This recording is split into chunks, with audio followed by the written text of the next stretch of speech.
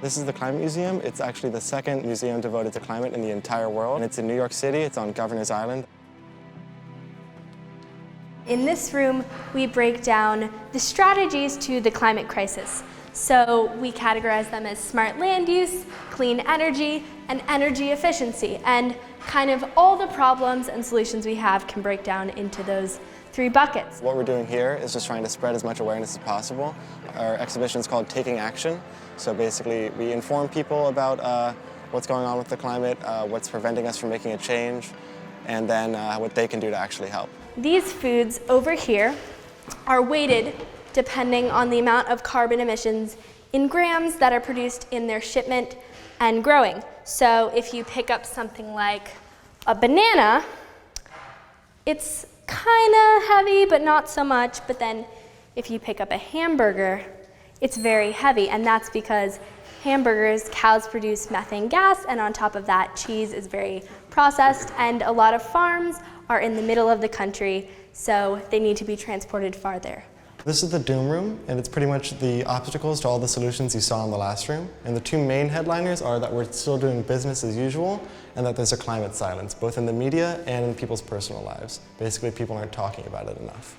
So if you look over here, we talk first about the climate silence. So we have these questions, then you can give an answer, and then I'll show you. How many minutes do you think all broadcast television news spent covering the climate crisis in 2017?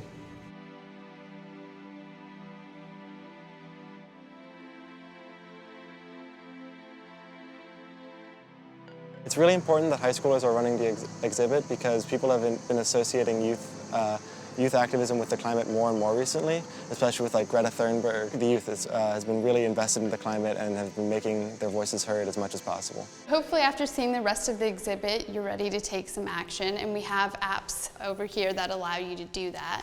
So if you want to come over here and enter your name, we can get you started. Older people are just more resistant to change, and I feel like that happens with many generations that get older.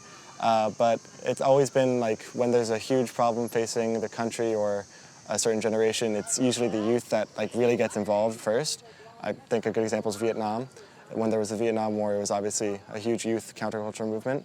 And again, with the climate, it's now the youth getting involved, trying to make a change.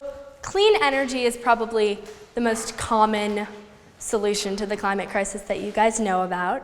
And there are many different kinds, and the main ones are water, wind, and of course sunlight. This is a solar energy plant in Africa, and it uses two kinds of solar energy. Older people are, I guess, checking out sooner than younger people, and younger people are going to have to deal with it longer. But the simple fact that younger people are young, they don't have as much influence in the government, so that's why it's important for younger people to persuade older people to make a change while they still can. How much do you think the fossil fuel industry donates to American political campaigns? It's $34 million in the 2015 to 2016 election cycle. And in that same year, that same time span, they received $29.4 billion in subsidies. So this is the climate change and the climate have obviously been a problem for like a long, long time now. And recently, with all the youth activism, nationwide and around the world, more people are worrying about it, and especially the youth is trying to bring it to people's attention as much as possible.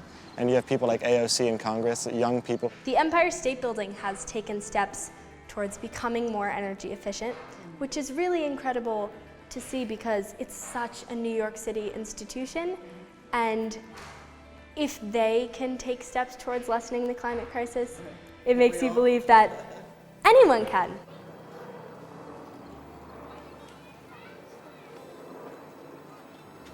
When you come to the Climate Museum, House 18 on Governor's Island, there will be high school docents in each of the 3 rooms. The first room is about the main things we can do to actually help the climate, and those are smart land use, energy efficiency, and clean energy. And we have hands-on exhibits for each of those ideas. In the second room, you'll see the obstacles to climate change, basically why we haven't made the changes that we need to do. And in the third room, you can take action against climate change yourself. This is the most important thing facing the world right now, and I think it's very important that people get more involved around the world, outside of just the youth.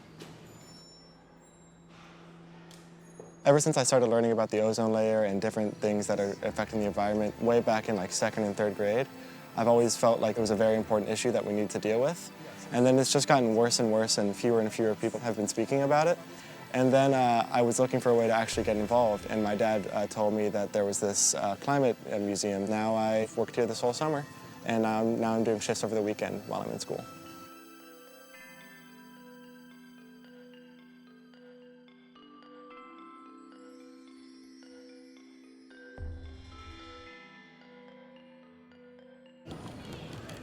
Governor's Island is only open certain months out of the year, and these buildings are only accessible those months. We're looking to get more investors so we can get a more permanent location.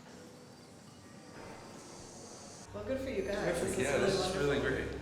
Maybe the young people can make a change. Everybody can make a change. Everybody can, there you go. Everybody can make a change. That's the tagline.